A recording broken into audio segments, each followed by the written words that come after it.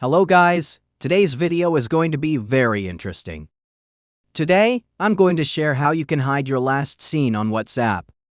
First, open WhatsApp. Then, click on the three-dot option in the top right corner. Go to Settings.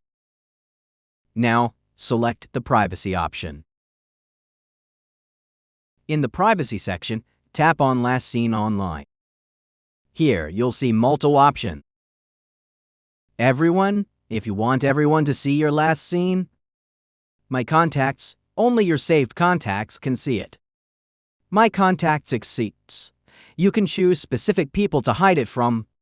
Nobody, to hide your last scene from everyone. Choose the Nobody option to completely turn off your last scene. You can also control who sees when you're online by selecting Same as Last Seen. I hope you understood this easy tutorial.